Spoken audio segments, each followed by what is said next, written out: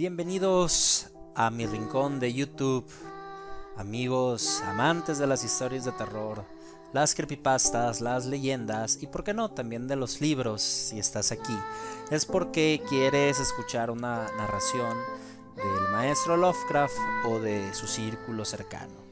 Esta era una historia que llevaba un tiempo queriéndola leer. De hecho, estuve viendo en Amazon si comprarme la edición Valdemar, que creo que es la más bonita. Pero sin darme cuenta, tenía un recopilatorio de historias, que ya lo he mencionado, es el libro de los mitos de Cthulhu, Lovecraft y otros, Alianza Editorial. Es uno de los clásicos. Y dentro de este libro viene una de las historias, que es la que les digo, que es la que había estado buscando, que es la de El signo de amarillo. El signo amarillo, de Robert W. Chambers. Entonces, la historia que vamos a narrar el día de hoy es esta. Vamos a dividirla en partes porque es una historia un poco extensa. Entonces, bienvenidos a la parte número 1 de la historia, El signo de amarillo. Hay tal cantidad de cosas imposibles de explicar, porque ciertos acordes musicales me hacen pensar en los matices dorados y herrumbrosos del follaje otoñal. ¿Por qué la misa de Santa Cecilia me transporta con el pensamiento a unas cavernas en cuyas paredes resplandecen ásperas masas de plata virgen? ¿Por qué el tumulto y el griterío de Broadway a las 6 de la tarde me hacen evocar el escenario de un apacible bosque bretón, donde la luz del sol se filtra a través de las hojas primaverales y Silvia se inclina conmovida y curiosa sobre un lagarto verde y murmura: ¿pensar que esto también es un pequeño guardián de Dios? Cuando vi por primera vez al vigilante, me estaba dando la espalda. La estuve mirando con indiferencia hasta que se metió en la iglesia. No le presté más atención de lo que hubiera prestado a cualquier otro hombre que deambulara por Washington Square. Aquella mañana, después de cerrar la ventana, regresé a mi trabajo y me olvidé de él. El día fue caluroso. Avanzaba ya la tarde. Abrí la ventana otra vez y me recliné sobre el antepecho para respirar un poco del aire. Había un hombre en el atrio de la iglesia, pero aquello tenía para mí tan poca importancia como por la mañana. Contemplé la plaza, me recreé en el juego del agua de la fuente y luego, con la cabeza cargada de vagas impresiones de árboles, de calzadas de asfalto, de grupos de niñeras y de paseantes ociosos, me dirigí otra vez a mi caballete. Pero al volverme, reparé de nuevo por puro azar en aquel hombre del atrio de la iglesia. En ese momento se hallaba de frente y yo, con un movimiento totalmente involuntario, me incliné para verle. Al mismo tiempo levantó la cabeza y me miró. Sin saber por qué pensé en un gusano devorador de cadáveres. No sé qué fue lo que me resultó desagradable en ese hombre, pero tan intensa y nauseabunda fue la impresión de un gusano de cárbara, gordo y blancuzco, que mi expresión debió de manifestarlo, porque él apartó su inflamada cara con un movimiento de larva inquieta, sorprendida en el interior de una fruta. Volví a mi caballete y le hice una seña a la modelo para que volviera a posar. Estuve trabajando un rato hasta que llegué a la conclusión de que estaba echando a perder en pocos minutos el trabajo de varios días. Cogí la espátula y rasqué el color otra vez.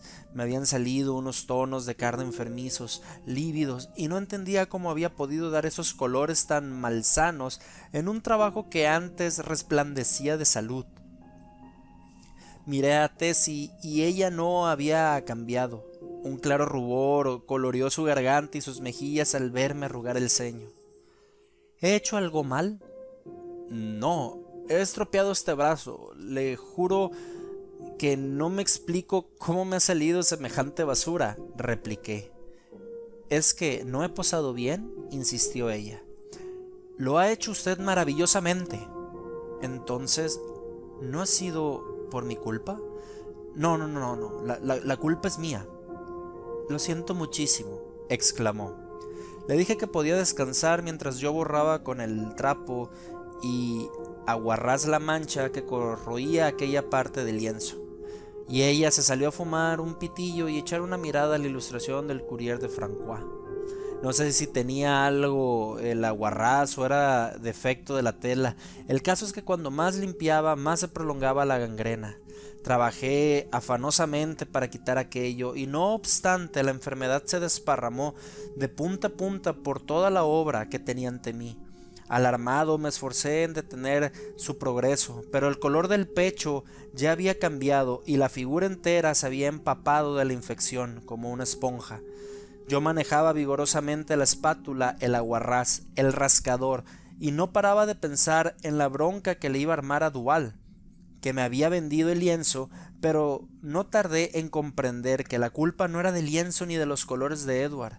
Debe ser el aguarrás, pensaba furioso, o la vista se me ha enturbiado con la luz del atardecer que no veo nada a derechas. Llamé a Tessie, la modelo, que vino y se inclinó sobre mi taburete llenando el aire de volutas de humo. «¿Qué ha estado usted haciendo?», exclamó. «Nada», rezongué. «Debe ser el aguarrás».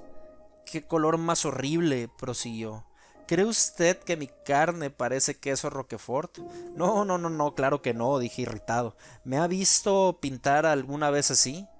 «No, desde luego». «¿Entonces?» «Debe ser el aguarrás o algo», admitió. Se puso el kimono y se asomó a la ventana. Yo seguí rascando y limpiando hasta que me harté y finalmente cogí los pinceles y los arrojé contra la tela con un tremendo exabrupto. Tessie no llegó a entenderme. Aún así, exclamó: «Eso es, empieza ahora con groserías y haga el loco y echa a perder sus pinceles. Lleva ya 3 semanas en esta obra y mire, ¿qué consigue usted con destrozar la tela? ¿Qué criaturas son los artistas?» Me sentí avergonzado, como siempre que tengo una explosión de mal genio. Puse la tela rasgada de cara a la pared y Tessie me ayudó a limpiar los pinceles y luego se marchó a vestirse con paso garboso. Desde el biombo empezó a regalarme el oído con amonestaciones y advertencias acerca de la pérdida parcial y total de la paciencia, hasta que, juzgando que ya me había atormentado lo suficiente, salió para suplicarme que le abrochara el talle por la espalda, donde ella no alcanzaba. Todo empezó a ir mal desde el momento que volvió usted de la ventana y comenzó a hablar del horrible aspecto de ese hombre que acaba de ver en el atrio de la iglesia, declaró. «Sí, seguramente él embrujó mi cuadro», dije con un bostezo. «Mire el reloj». «Pasan de las 6, lo sé», dijo Tessie, que estaba arreglándose delante de un espejo. «Sí», exclamé. No quería haberla retenido tanto. Apoyé los codos en la ventana, pero enseguida me retiré con disgusto. El hombre de la cara pastosa estaba todavía en el atrio. Tessie se dio cuenta de mi movimiento y se asomó. «¿Es ese el hombre que la desagrada?», susurró. Dije que sí con la cabeza. No puedo verle la cara, pero parece gordo y blando de todas maneras. Continuó volviéndose hacia mí.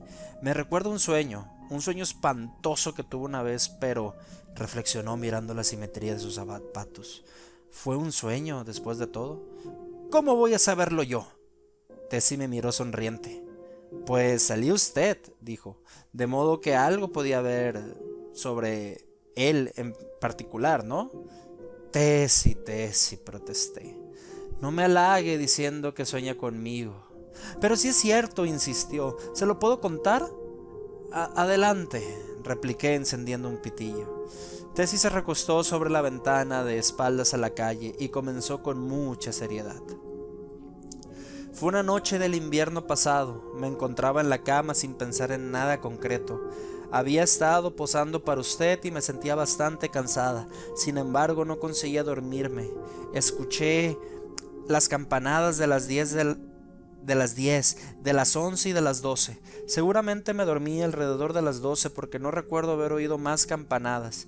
Me parece que apenas acababa de cerrar los ojos cuando soñé que algo me impulsaba a asomarme a la ventana. Salté de la cama, abrí la ventana y me asomé. La calle 25 estaba desierta, no se veía a nadie. Empecé a sentir temor. Todo lo que fuera parecía tan oscuro y desagradable. Entonces oí un ruido lejano de ruedas y me pareció como si aquello fuese lo que yo estaba esperando. Las ruedas se acercaban muy despacio y, por fin, pude distinguir un vehículo que venía por la calle. Se fue acercando poco a poco y al pasar por debajo de mi ventana me di cuenta de que era un coche fúnebre. Entonces el cochero se volvió y me miró fijamente, y yo me eché a temblar de miedo. Al despertarme vi que estaba junto a la ventana abierta y tiritando de frío, pero la carroza de plumas negras y su cochero habían desaparecido. Ese mismo sueño lo volví a tener el pasado mes de marzo y otra vez me desperté junto a la ventana abierta. Anoche tuve otra vez el mismo sueño. Usted sabe cómo llovió, pues al despertarme tenía el camisón empapado.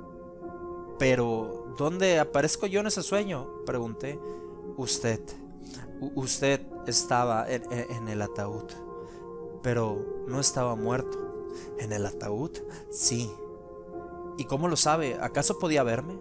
«No, yo sabía únicamente que usted estaba allí». «¿Había comido usted Welsh Rabbit o ensalada de langosta?». Empecé yo riéndome, pero la muchacha me interrumpió con un grito de terror. «¿Qué sucede?», dije yo al verla retirarse aterrada de la ventana. El hombre de abajo, el del atrio de la iglesia, es el que conducía el coche». «Tonterías», dije yo. Sin embargo, los ojos de Tessie estaban llenos de terror. Me acerqué a la ventana y miré. El hombre se había ido. «Vamos, Tessie», dije tratando de animarla. «No sea tonta, ha pasado demasiado tiempo y está cansada». «¿Cree que podría olvidar esa cara?», murmuró. «Por 3 veces he visto pasar el coche fúnebre bajo mi ventana, y las 3 veces levanto la vista el cochero y me miró. Oh, su cara era tan blanca y tan blanda, parecía un muerto, parecía como si estuviera muerto mucho tiempo antes». La hice sentar y le serví un vaso de marsala. Luego me senté junto a ella y traté de darle algún consejo. «Mira, Tessie», dije, «usted va a irse al campo por una semana o 2 y ya veré cómo no sueña más con coches fúnebres. Está usted posando todo el día y por la noche tiene los nervios deshechos. Así no puede continuar y cuando vuelva a casa, en lugar de irse a la cama al terminar el trabajo, se va a cenar al Sunset Park o a El Dorado o a Coney Island y cuando viene aquí por la mañana se encuentra rendida. No existe tal coche fúnebre. Todo eso no es más que una pesadilla». La muchacha sonrió débilmente. «Entonces, el hombre del atrio de la iglesia, ¿qué? Solo es un pobre enfermo como tantos otros. Tan cierto como que me llamo Tessie Riordan. Le juro a usted, señor Scott, que la cara del hombre de abajo es la cara del hombre que conducía el coche fúnebre». «Bueno», dije, «de todos modos es un oficio honrado. Entonces, ¿cree usted que vi el coche fúnebre?». «Bueno», dije con diplomacia, «si lo vio en realidad no sería improbable que lo guiase el hombre de abajo. Nada tendría en particular». Tessie se levantó, desenrolló su perfumado pañuelo, tomó de él un trozo de goma de mascar y se lo metió en la boca. Sacó luego sus guantes, me tendió la mano con un abierto «Buenas noches, señor Scott», y se marchó. Aquí termina la parte 1 del cuento El signo amarillo. La verdad, digo, una disculpa, los nombres pues están en inglés y son apellidos o pues literalmente nombres que nunca había escuchado. Trataré de hacer una traducción lo más literaria posible y dentro de mis conocimientos, porque tampoco me quiero spoilear el libro. Les seré muy sincero, no quiero dedicarme a traducir para ver cómo se dicen y ya después venir a leerlo, porque la verdad no me llama la atención leerlo así. El libro lo estoy leyendo en físico, así que espero puedan soportar esa traducción de mi parte. Sin más que agregar, si se han quedado hasta el final, les agradezco muchísimo todo su apoyo. Les agradezco que me regalen su comentario, que me regalen su suscripción y que activen la campana para que estén pendientes, ya sea de mis shorts o de las historias largas que estamos subiendo constantemente en este canal. Sin más que agregar, muy buenas noches.